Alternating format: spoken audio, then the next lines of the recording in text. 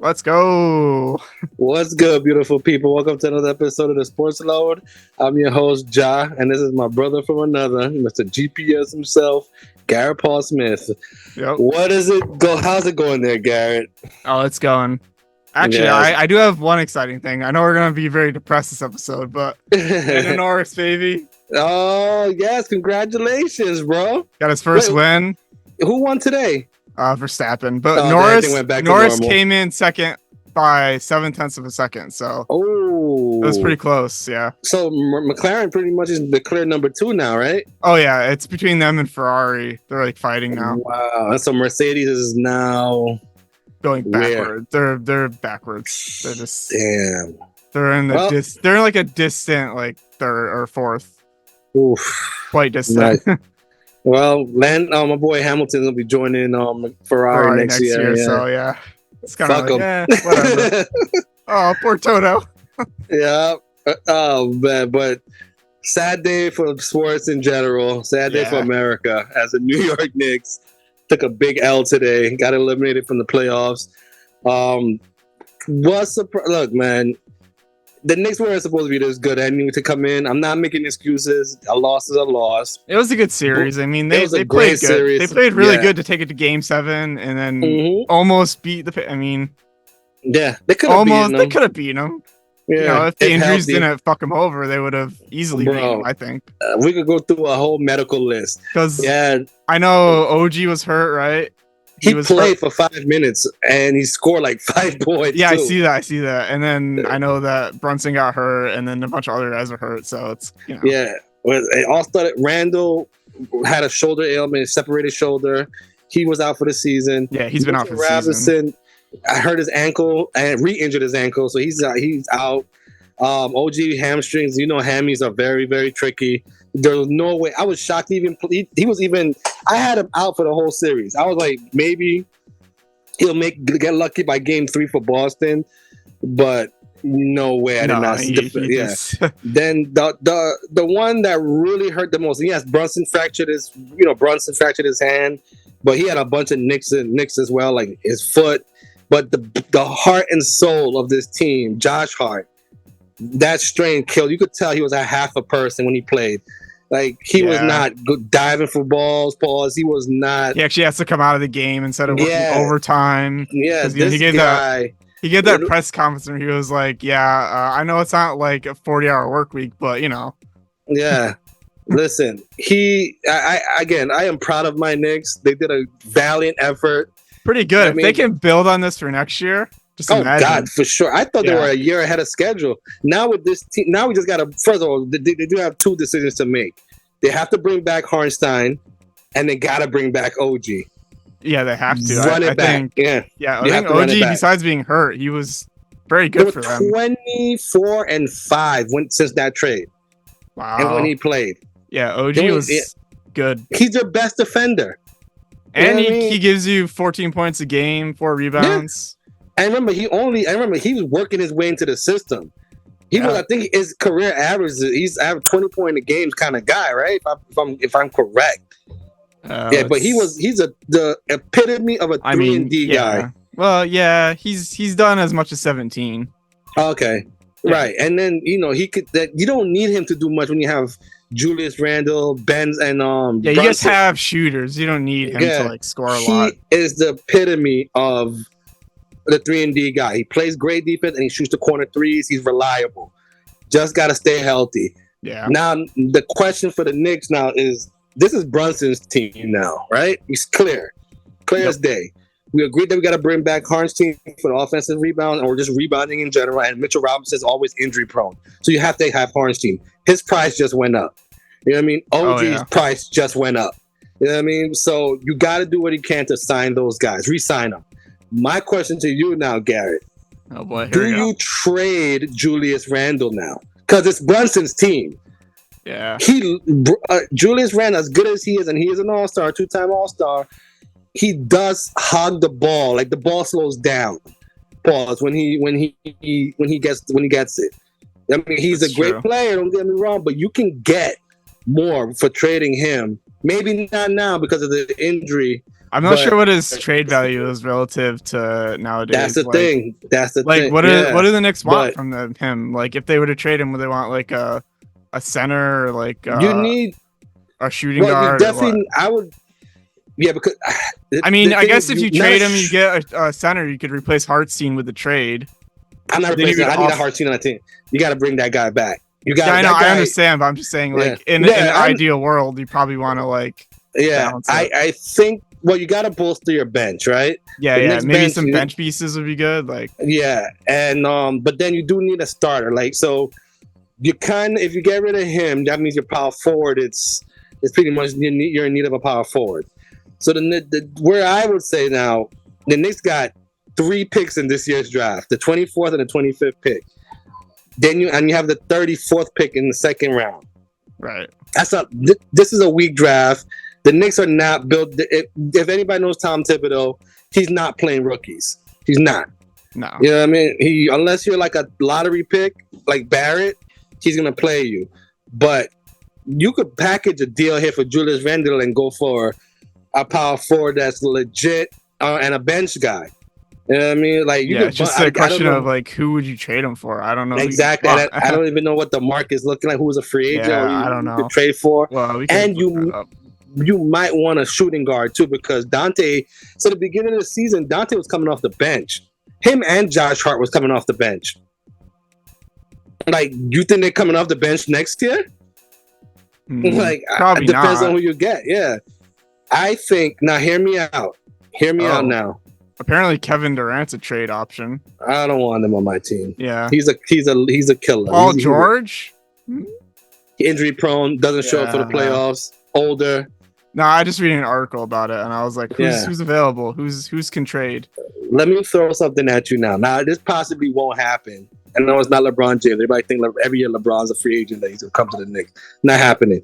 Here's the thing. Look, since this is a Villanova Knicks team, hear me out now. Hear me out. It probably won't happen because it's the Brooklyn Nets. Mikal Bridges, who's a superstar. Oh yeah. I've heard rumors that Knicks fans want him. You get him and you sign Nick Claxton, who's also from the Brooklyn Nets, and you give them Randall and a shit ton of picks. All your first round picks, basically. Yeah, pretty much your 2 first-round picks. Remember, they're not technically we're trading. All right, only 1 pick is ours. That's either the 24th or the 25th. I know you guys got a top 10 guaranteed one or something, right? Next year. That one could be valuable. But the one that we're getting that one we have this is Dallas, which is either the 24th or the 25th, and the 34th. I think that's the Milwaukee one. No, that's the Utah one. Excuse me. That's from Utah. So hear me out. Mikal Bridges, Nick Claxton, Julius Randle, 2 first-round pick this year, and next year's first. Why not? That could work. I don't see why they wouldn't take that. Ooh. Nick Claxton and Harnstein. Your starting 5 will be Brunson, Bridges, OG at the 3. Then you have Nick Claxton and Harnstein at your 4 or 5. You could mix them up how you want. Apparently, Murray from Atlanta is available to trade for. Yeah, apparently he's a good trade target. Yeah, because Atlanta didn't move him at the deadline, and they got the number 1 pick. They were trying to, I think. Yeah, it looks like they were trying to move him. Either him or Trae Young is going to be gone, but you don't want Trae Young if you have Brunson. Yeah, but Murray, I mean, Murray would be a good fit, a perfect fit. Yeah, I'm just thinking Yeah, but he still doesn't like. Is he tradable or is he a free agent? He's for trade, right? Yeah, he's tradable. Right. Yeah, they're saying they tried to trade him during the deadline to Toronto, actually. Really? Yeah, they were trying to package him. For Siakam, right? Yeah, both Murray and Trae Young. Wow. I guess they didn't get it done. Obviously, it didn't work. Siakam was the one who killed us this season. Yeah.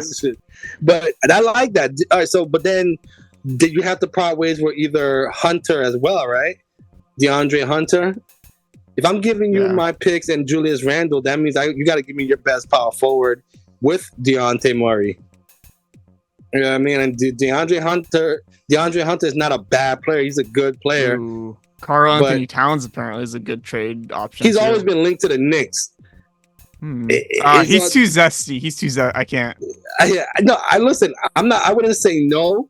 For if it's as long as you don't lose Harnstein, you get Cat for Randall and picks straight up. I'm cool with that. Yeah, that's a good trade. I'm cool with that. I kind of like that. That would be my. That's the like to me that'll be because I really like the Bridges and Nick Claxton to the Knicks for Randall and the picks. But then second is that Cat deal. Yeah, I think he would be good actually. He's from Jersey. Yeah, and also he's pretty good. He's a good scorer, and he's a great scorer. Yeah. He's pretty good at defense and rebounding. 8 rebounds a game. I mean, not bad. But again, he's not going to be doing too much of that anyway because he had Rudy Gobert. He's a center on the Timberwolves. yeah. So. But he doesn't. We don't like Harnstein. Just don't get in Harnstein's way. You know what I mean? Like, but you could always use more guys. Rebounds, the more the merrier. Absolutely, thing, so and you still need to bolster your bench. But like that Cat deal is number 2 on my list. Then the Atlanta deal, and then whatever happened. Julius Randle, you be stupid not to look because he's coming. This will be his last contract. His contract year coming up. Right. So then you have the opportunity to extend him if you trade for him. Right. And he's either going to play his ass off because he wants that last contract. I mean, contract year guys always play well. Yeah, always. And he becomes a trade commodity for a team that's probably either looking for something to unload salary because they got him for 1 year. It's a 1-year rental. You know what I mean? So like he becomes an attractive piece to a team that's want to trade away from a salary cap, and Dejounte Murray would be perfect. Him and Brunson, I think, will work very well. And then you have Hart and DiVincenzo at your running the bench. You know what I mean? With McBride, that's a good bench nice setup. And you have Mitchell Robinson coming off the bench. He's not a starter. Clearly, he's not a starter. And if they re-sign OG, right? No, OG's going to be the starter. Yeah. Because you still, So my dream Knicks.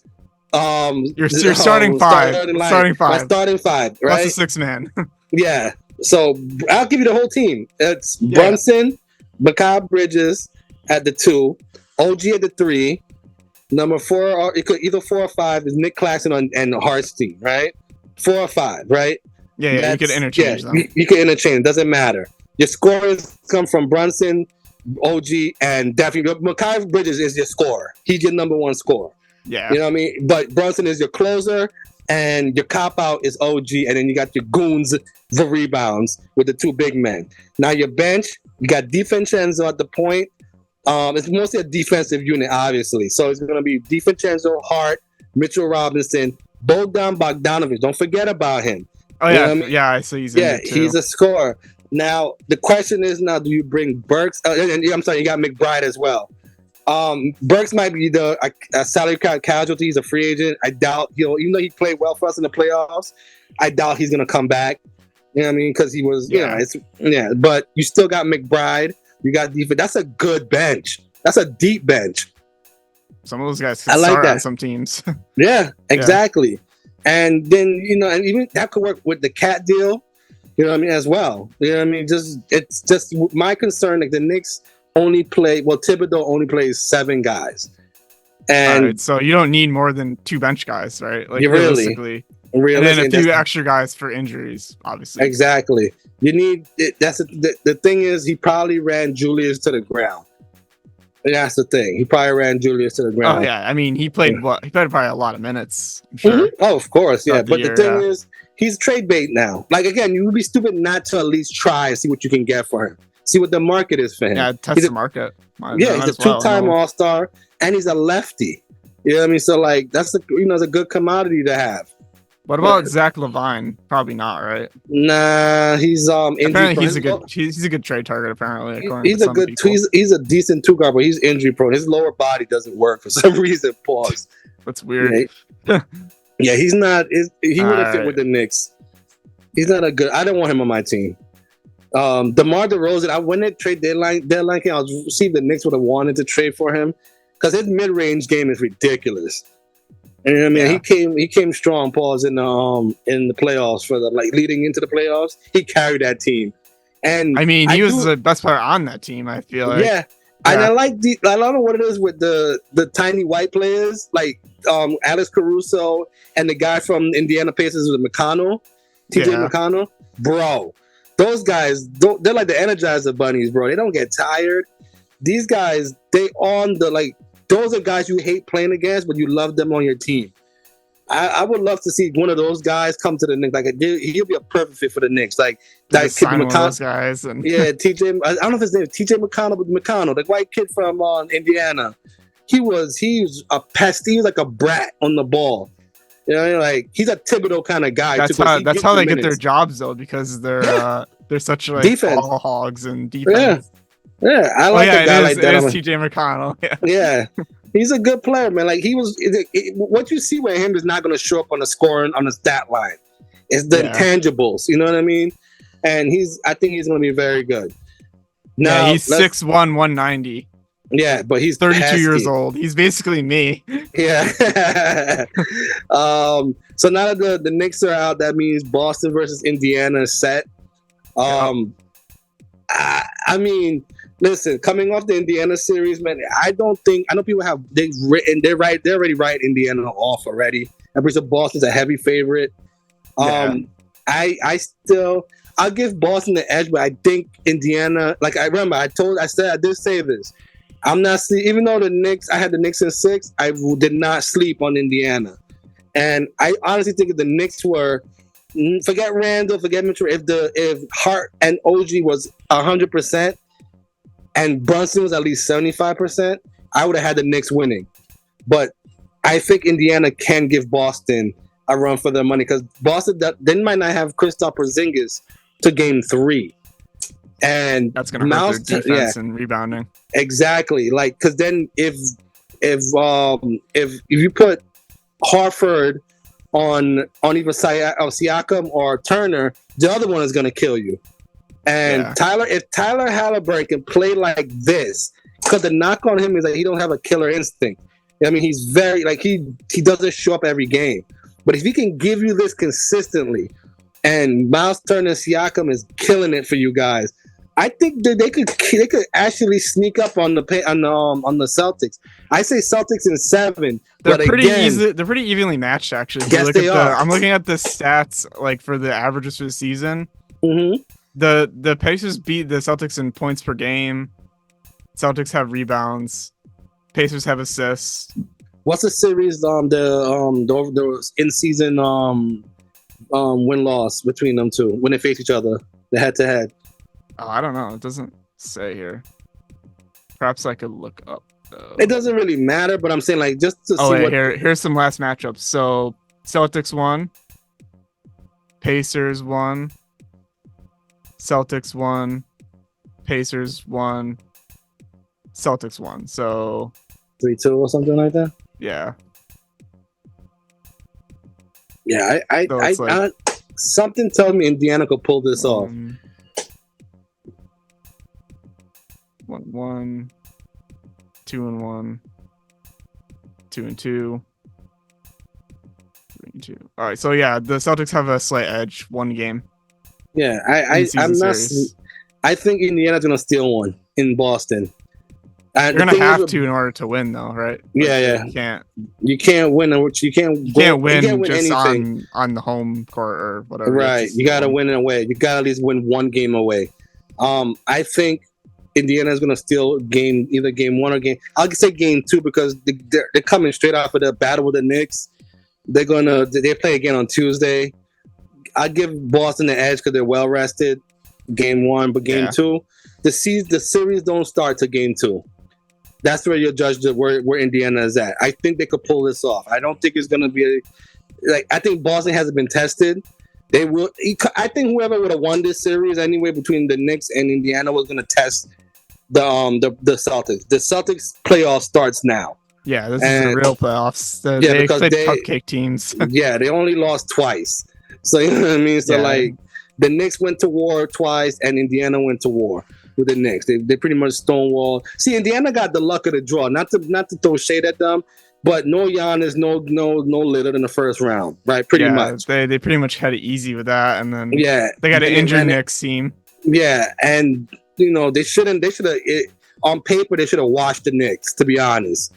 But Boston is so great. Yeah, that let's get to the West. The West side. Yesterday Dallas beat OKC, which is a fun series, man. That was just fun. Yeah, that was a fun series. The West has been low key really fun. Like that was a battle.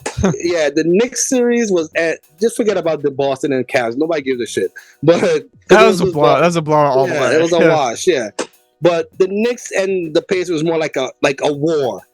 But in the West Coast, you got actually 4 teams that's just balling out. It's fun basketball. It's like the Knicks and Pacers was chess, and these 2 motherfuckers on this side is checkers, bro. They're just fun. Yeah, they're just like brawling. Yeah, it's like heavyweights fighting. Fun. They're just taking exactly. Exactly. They're taking it.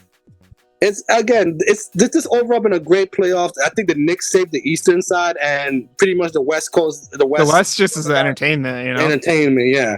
Like you only people in Indiana and New York gives a shit about the Knicks and the Pacers right now, like the war. Yeah.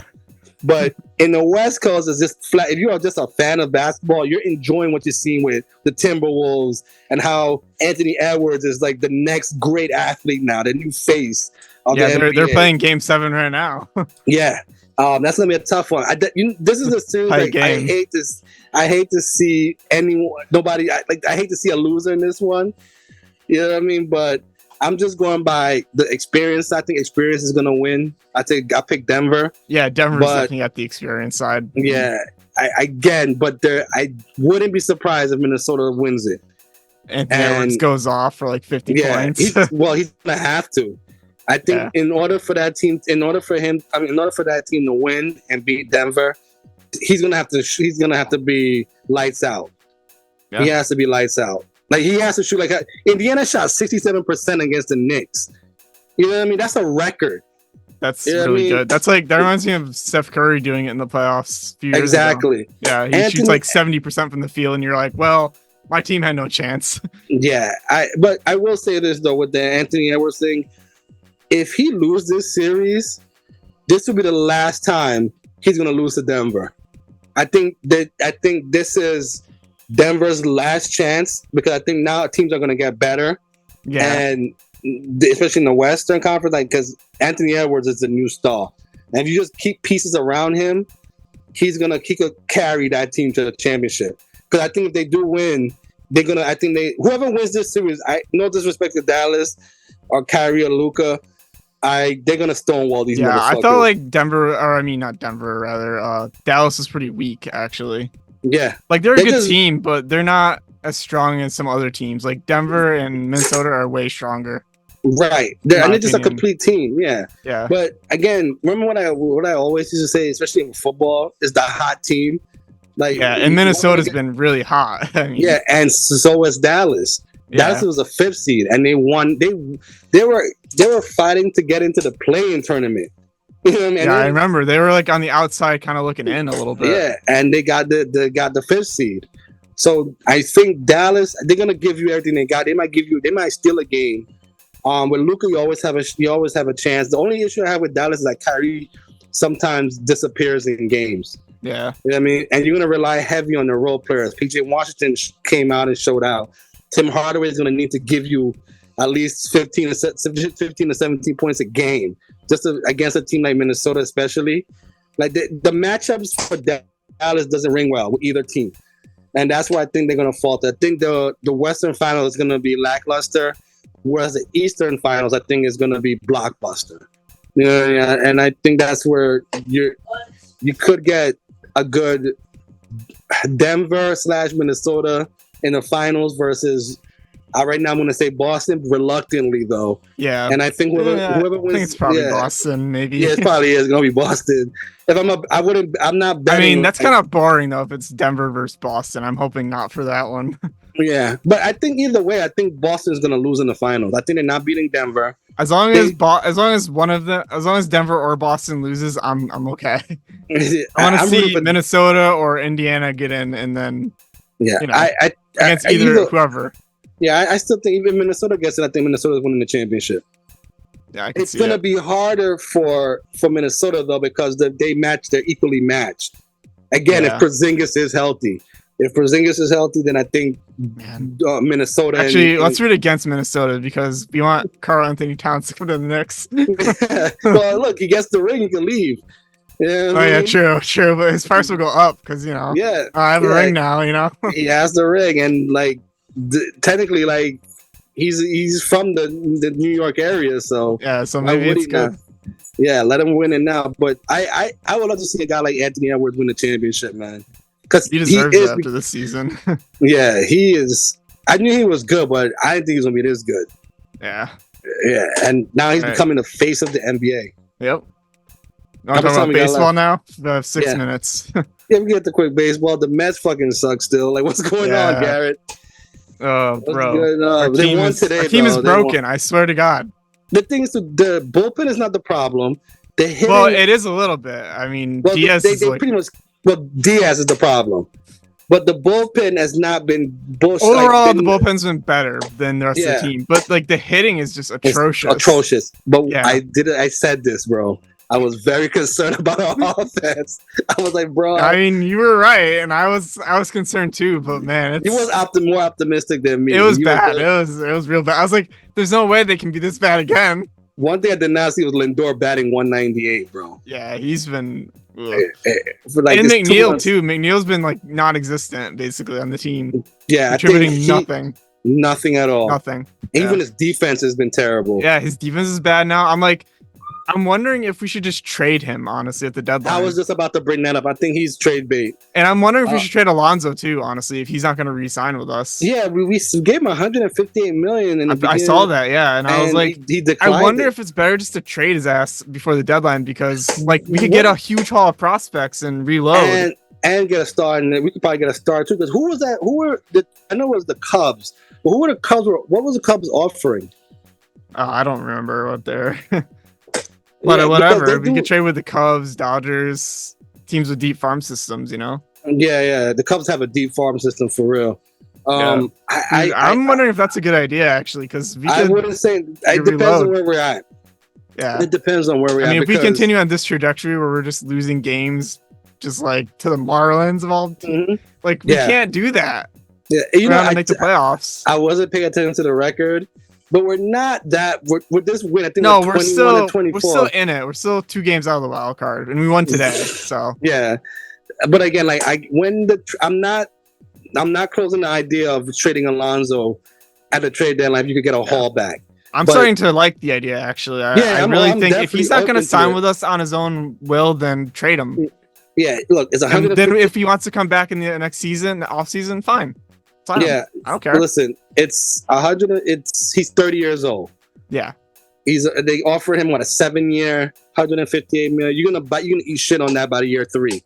Yeah, maybe. I mean, it's not going to be a good contract for us at the end anyway. So it's like unless he wants to accept like a short-term deal, then we're paying him for the shit that he did, not the shit that he's going to do.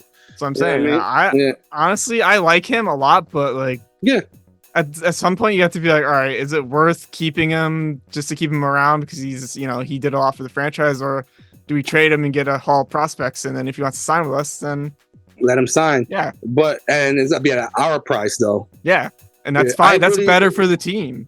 Yeah, if I was GM, that's what I would do. Yeah, and I said it in the beginning of the year. The Mets should be going after hitters and pitchers.